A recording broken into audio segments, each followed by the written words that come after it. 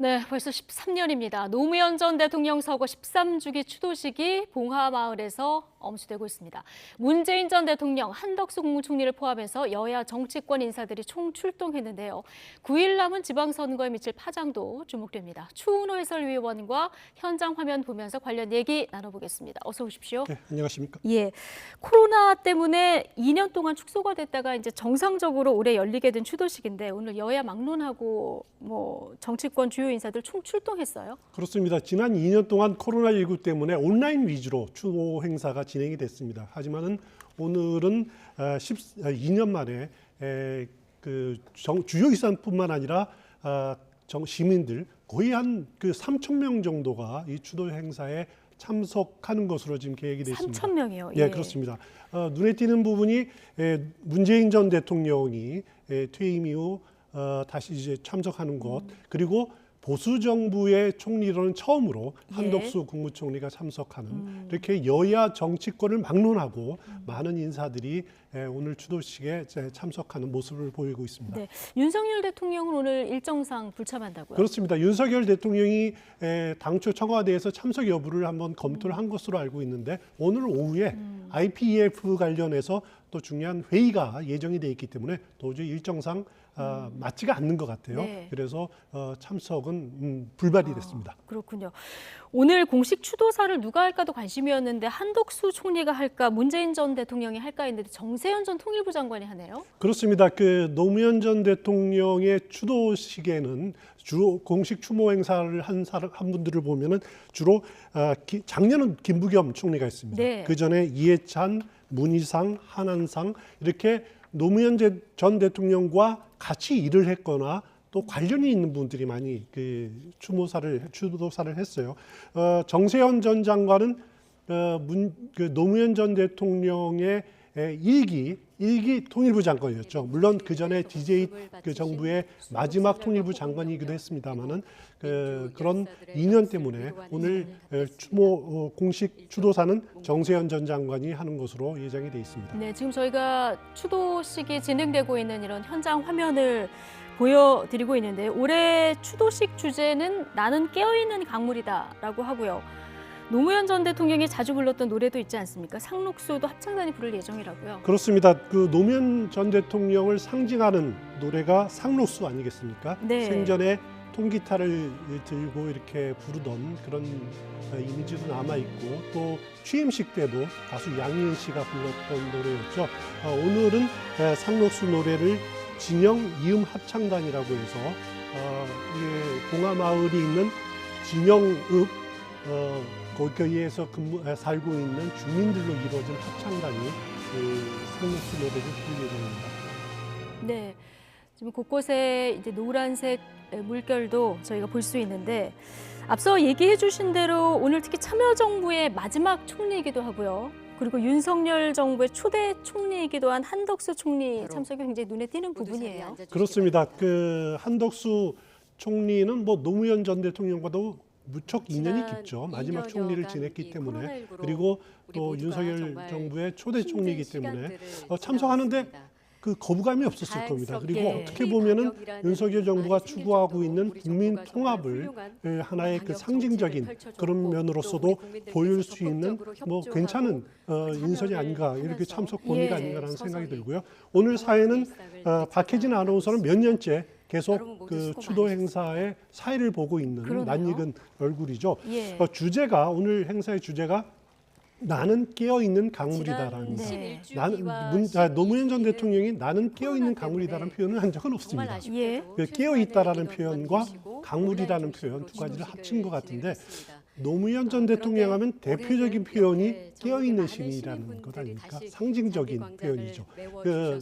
DJ 그러니까 김대중 전 대통령이 행동하는 양심이라면은 노무현 전 대통령을 상징하는 말은 바로 이 깨어있는 시민, 깨어있는 시민이 민주주의의 최후 보루다라는 표현들을 쓴 적이 있죠. 그리고 또 하나는 강물은 바다를 포기하지 않습니다라는 것이 노무현 전 대통령의 유명한 어록 중에 하나입니다. 10주기 추도 시집 이름도 강물은 바다를 포기하지 않습니다라는 건데 이 두 말을 결합시킨 것은 노무현 전 대통령이 추구해왔던 소통과 통합의 민주주의를 향해서 꾸준히 가야겠다. 그런 말들을 표현한 것이다라고 노무현 재단 측에서는 설명하고 있습니다. 그래서 나는 깨어있는 강물이다가 이번 추도식의 주제가 됐군요. 그리고 언제나 대통령님 자, 곁에 지난주 지켜주시는 금요일에 노무현 민주당이 이제 재단 대승적으로 회원분들도 한덕수 총리 인준에 찬성을 하지 참석했습니다. 않았습니까? 그렇습니다. 그리고 이 한덕수 총리가 오늘 새 정부 총리로 이제 참석을 봉하마을과 하게 되는 진영, 이런 장면을 그리고 김해 국민들이 보게 된 겁니다. 주민분들께서도 자리해 국민 통합 주셨습니다. 측면에서 이제 감사합니다. 국민들 보시기에는 어떨까요? 굉장히 중요한 행사죠. 그러니까 이번에는 윤석열 대통령이 여러분들이 5.18 정말 그 반가워해 기념식에도 주실 참석을 분인데요. 했고 오늘 노무현 또 대통령 서거 8주기 추도식에서 한덕수 총리뿐만 국민 아니라 여러분들께 또 어떻게 보면은 약속했던 그대로 오늘 이준석 이 자리를 대표도 다시 찾아주셨습니다. 오늘 참석을 합니다. 네. 이런 지난 면들이 보면은 5년간 과거에 국정 운영을 정말 5.18 훌륭하게 추도식, 광주 잘 문제 맞춰주시고 그리고 노무현 이제 전 대통령 시민의 그 추도 한 문제 사람으로서 이런 우리 것이 곁으로 다시 진영의 돌아와주신 문재인 전 전유물이라고 대통령 하는 그리고 그런 김정숙 이미지들이 여사께서도 자리해 강했었거든요. 주셨습니다. 여러분 이제는 큰 그것이 박수로 아니라 환영해 주시기 바랍니다. 지금 네.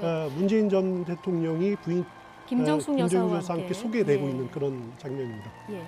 문재인 대통령 취임 첫 해 참석을 하고 올해 이제 참석을 하게 되는 이런 상황이 되는 건데요. 네. 이제 좀 인사를 정말 하는 수고 모습 볼 수 많으셨습니다. 있었고요. 고맙습니다. 오늘 공식 추도사는 자, 하지 지금부터 않는다 이렇게 전해지고 소개해드리는 있어요. 그렇습니다. 분들은 그 자리에 문재인 앉아 전 계시면 대통령은 저희가 화면을 통해서 조용하게 인사를 드리도록 추모하겠다라는 하겠습니다. 것이 기조인 것 같고요. 정부를 물론 대표해서 오늘 오전에 한덕수 상당히 일찍 국무총리, 봉화마을에 왔습니다. 오전 네. 10시쯤에 이상민 도착을 해서 행정안전부 그 장관 기념관도 둘러보고 그리고 그리고 김대기 권양수 교사와 대통령 만나서 비서실장 이렇게 오셨습니다. 대화도 나누고 하는 시간들을 지냈고요. 5년 만에 이준석 다시 국민의힘 와서 당 대표, 그 전직 대통령이 이재명 아닌 이제 전직 더불어민주당 대통령으로 총괄 신분으로 왔다는 선대위원장, 것이 굉장히 감회가 깊을 것 같습니다. 예. 이은주 정의당 자, 원내대표 문재인 대통령, 자리해 노무현 전 주셨습니다. 대통령 추도식에 전해드린 대로 취임 첫 더불어민주당 해인 2017년에 참석을 해서 박지현 반드시 성공한 상임선대위원장, 대통령이 돼서 다시 오겠다 이렇게 얘기를 박홍근 했었죠. 지금 공동 오늘 추도식 보고 있는데 5년 전으로 잠시 돌아가서 당시 추도식에서 했던 발언 듣고 오시겠습니다. 저는 앞으로 임기 동안 대통령님을 가슴에만 간직하겠습니다. 현직 대통령으로서 이 자리에 참석하는 것은 오늘이 마지막일 것입니다. 이제 당신을 온전히 국민께 돌려드립니다. 반드시 성공한 대통령이 되어 임무를 다한 다음 다시 찾아뵙겠습니다. 그때 다시 한번 당신이 했던 그 말, 야 기분 좋다, 이렇게 환한 웃음으로 반겨주십시오. 네, 자 노무현 전 대통령이 야 기분 좋다 이렇게 정말 환영을 하고 있을지 많은 분들이 궁금하실 것 같은데 노 전 대통령의 마지막 비서실장이기도 하지 않았습니까? 오늘 그렇습니다. 정말 임기를 마치고 참석을 하면서 만감이 교차했을 것 같아요. 그렇습니다. 그 어떻게 보면은 이제 노무현 전 대통령의 친구인 문재인 전 대통령의 친구인 노무현 이렇게 표현을 많이 합니다. 네. 하지만 두 분 사이에 나이 차는 꽤 있습니다. 그 노무현 전 대통령이 1946년생이고요.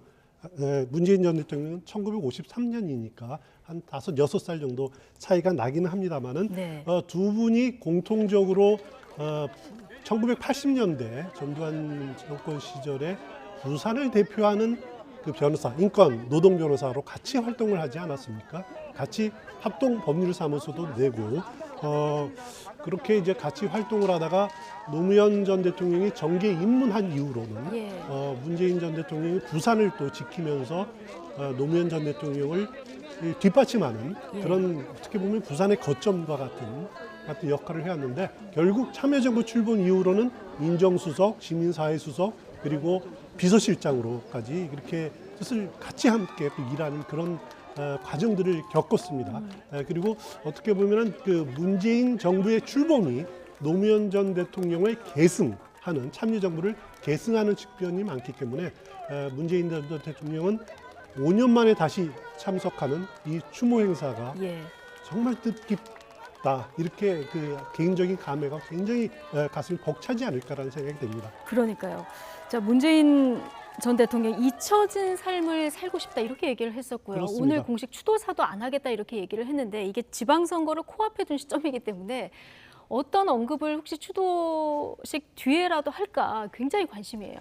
기자들이 아마 물어볼 겁니다. 예. 기자들이 추모식에 참여한 그 소감을 물을 거고 또 현 시국에 대한 전국에 대한 의견을 물어볼 가능성이 상당히 높은데 여기에 문재인 전 대통령이 어떤 입장을 하느냐 관심이 쏠리지 않을 수가 없습니다. 네. 특히 민주당 입장으로서는 지방선거 지금 초반 분위기가 상대적으로 열세에 있지 않습니까? 예. 그거를 만회하기 위해서는 문재인 전 대통령이 좀 힘을 실어주는 발언을 했으면 하는 그런 뭔가 좀 바람들이 있을 겁니다. 결집을 시켜줄 수 있는 메시지. 그렇습니다. 예. 그런 메시지를 내놓았으면 하는 바람이 있는데 하지만 문재인 대통령이 조용한 추모 행사를 그 위주로 하고 싶다라고 하는 의지가 워낙 강해서 의도에 맞는 언급을 할지 예. 주목되는 부분이 아닐 수 없습니다.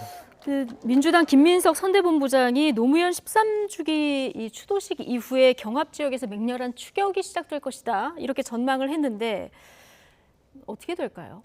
일단 뭐 앞으로 9일 동안 남아 있기는 합니다만은 민주당으로서는 굉장히 그 지지층을 결집하는 게 왜 중요하냐면은 지방선거의 투표율이 그렇게 높지가 않습니다. 많아봤자 50%대 후반 정도밖에 안 될 거거든요. 예. 그러려면은 제일 중요한 게 지지층을 결집하는 것이 민주당으로서는 굉장히 중요하겠죠. 예. 지지층을 결집해야만이 초반 열세를 만회할 수 있다라고 하는 판단이 설 겁니다.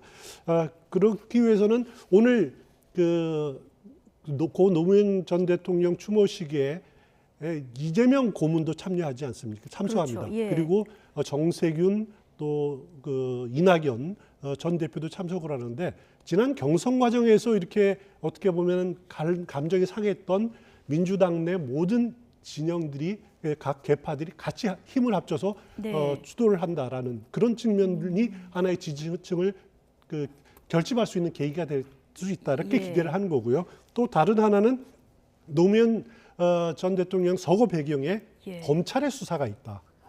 오늘 그런 얘기가 많이 나오더라고요. 그렇습니다. 그렇기 때문에 그 윤석열 정부에 대한 경각심을 깨울 수가 있다. 네. 그러면은 민주당 지지층들이 결집하는 계기가 될 수 있지 않겠느냐라고 기대를 하고 있는 겁니다. 네. 근데 여당이 된 국민의힘 그리고 윤석열 대통령도 지난번에 5.18 광주 민주화운동 기념식에서 임을 위한 행진곡 제창을 한 것도 그렇고요. 오늘 이렇게 한덕수 총리 포함해서 또 여당 지도부까지 대거 참석한 것을 봤을 때 기존 그 보수 정부하고는 좀 차별화되는 행보를 보이고 있지 않습니까? 이게 좀 그렇습니다. 중도층 표심에 소구력이 있을지 이 부분도 관심이에요. 상당히 저는 소구력이 있을 것 같습니다. 예. 왜냐하면은 그동안에 광주 그리고 노무현 전 대통령의 서거 죽음 이런 것들이 특정 정파의 네. 전유물처럼 되는데 이제는 그게 아니다라는 거죠. 그걸 보수 정당도 그것을 적극적으로 받아들이겠다. 국민 통합을 위한 중요한 미랄이 되도록 하겠다라는 것이 윤석열 대통령과 윤석열 정부의 접근 방법이거든요. 윤석열 대통령은 특히 그 정치 신인 아닙니까? 이런 광주라든가 이 문제에 전혀 정치적인 책임, 이 말이 책임도 없다라는 거죠. 오히려 자신이 젊었을 시절에 광주 문제에 관련해서는 대학생 시절에는 아니 그 법대에서 벌어진 모의 재판에서 예. 전두환 전 대통령에 대한 사형을 구형을 한 장본인입니다. 그리고 김건희 씨의 녹취록에서 나왔지만은 그 노무현 전 대통령에 대한 영화를 보고 2시간 동안 울었다. 이런 그 대목이 인터뷰도 나오지 있었죠. 않았습니까? 예. 이렇게 어떻게 보면 윤석열 대통령으로서는 기존의 보수 정부, 보수 정권하고는 다르게 접근할 수 예. 있다는 것이 어떻게 보면 신선함 또 강점일 수가 있는 거죠. 그렇기 때문에 이렇게 접근하는 것이 중도층의 마음을 잡을 수 있는 중요한 요소가 되리라 이렇게 생각이 됩니다. 네, 지방선거 9일 남았고 당장 뭐 금요일, 토요일에 사전투표도 시작되는 상황이기 때문에 오늘 봉화에 총출동한 여야 움직임 어떤 변수가 될지 좀 지켜보도록 하겠습니다. 추은호 해설위원과 함께했습니다. 고맙습니다.